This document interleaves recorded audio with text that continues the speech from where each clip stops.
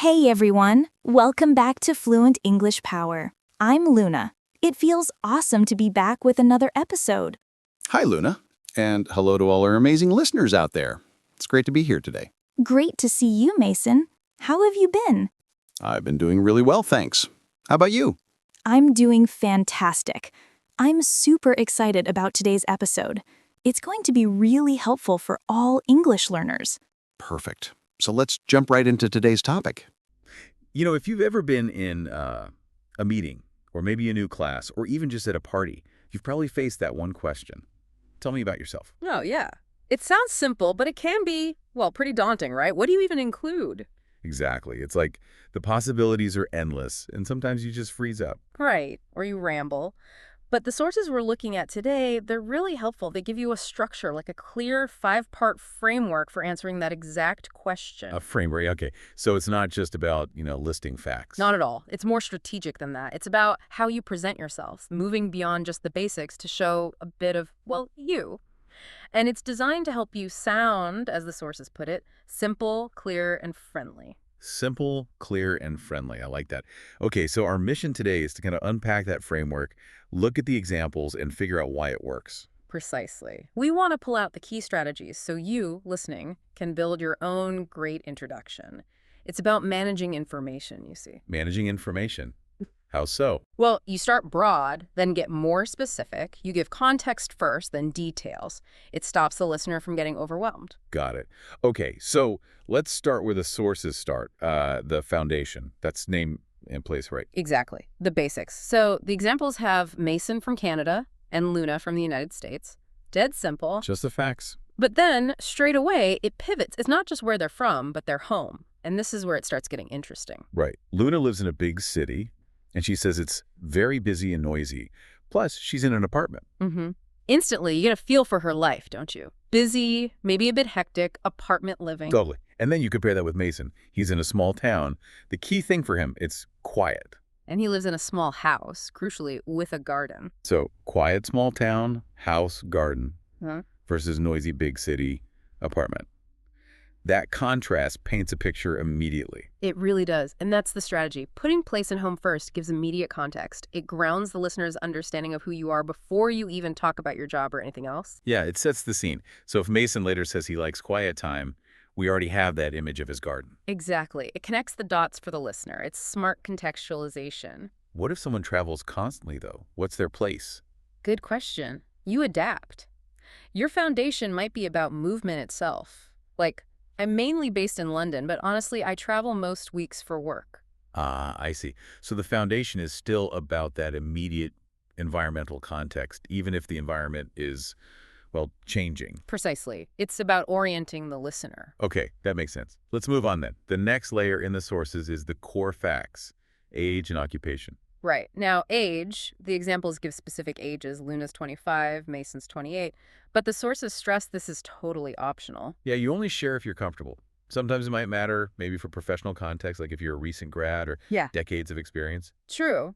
But the real core identifier here is often occupation or, what you do. So Mason's an English teacher. Pretty straightforward. But Luna, she's a student. And notice she doesn't just say student. She says she's studying art. And importantly, that she loves to draw and paint pictures. Ah, that extra detail. It shows passion, not just like fulfilling a requirement. Exactly. It tells you something about her interests, opens the door for conversation. Someone might ask about her art. And the sources then do this neat thing where they bring Mason and Luna together, the art student and the English teacher, and call them a perfect team for their project. Yes.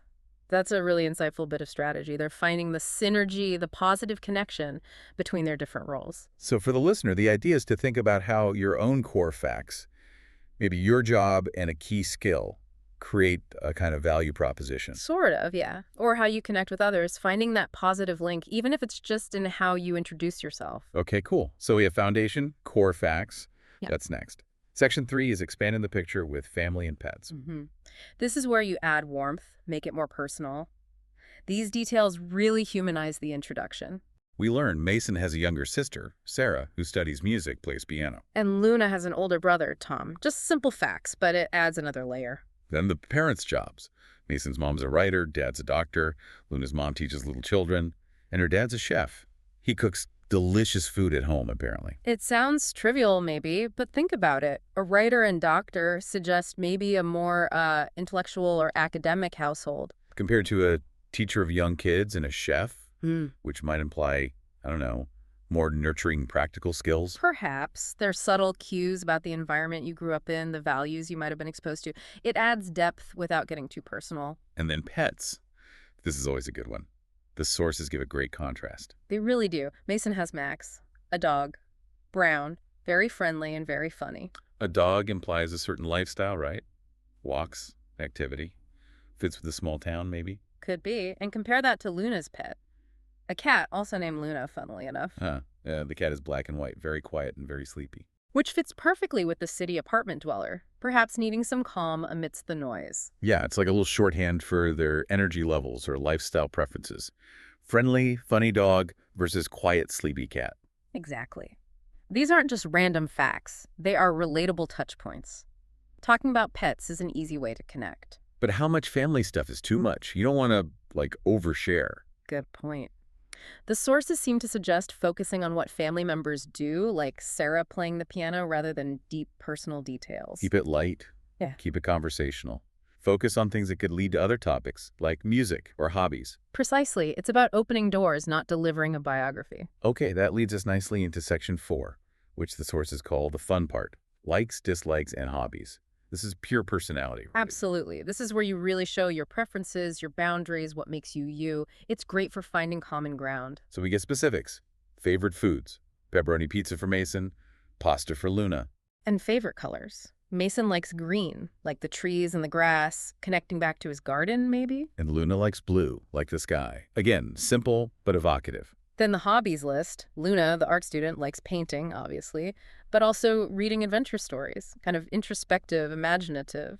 Whereas Mason, the teacher, listens to old rock music, plays soccer on Saturdays, watches comedies and animated movies, more active, maybe more social or auditory. Yeah, you get a clear sense of how they unwind, what energizes them. But the sources also stress dislikes, which is interesting. Why are dislikes so important? Well, they define your boundaries pretty quickly, don't they? Sometimes knowing what someone doesn't like tells you as much as what they do like. Right, like Luna doesn't like olives. But Mason does. Instant little point of connection or, mock disagreement.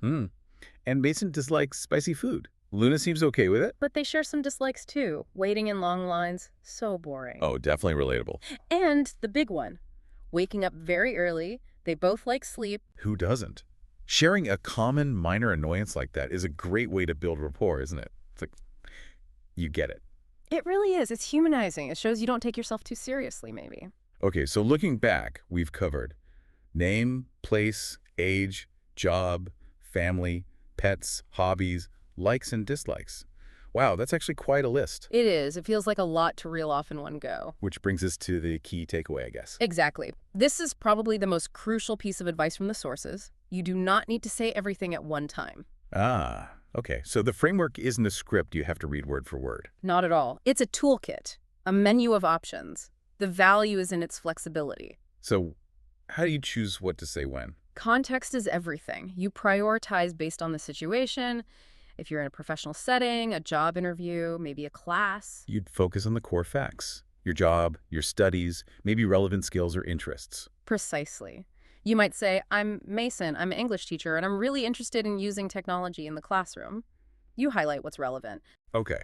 But what if you're at, say, a friend's party? Totally different vibe. Then you lean into the fun part. Hobbies, likes, dislikes, things that spark easy conversation. Like Luna could say, hi, I'm Luna. I'm studying art, love painting, but honestly, my main goal tonight is avoiding anything with olives. Exactly. It's light, shows personality, gives people something easy to respond to. You pick and choose from the framework to keep it simple, clear, and friendly for that specific situation. So the framework helps you organize your thoughts, but you tailor the delivery. Tell me about yourself isn't a memory test. It's an invitation to share just enough to start a connection. And the sources pointed out how Luna did that really well with a quick summary. I love cats and pasta, but I don't like to wake up early. Yes, that little 3-part summary, a love, a like, a dislike, super concise, very memorable, tells you a lot about her pace and preferences in like 5 seconds. That's the goal then, to be able to pull out those key pieces quickly, depending on who you're talking to.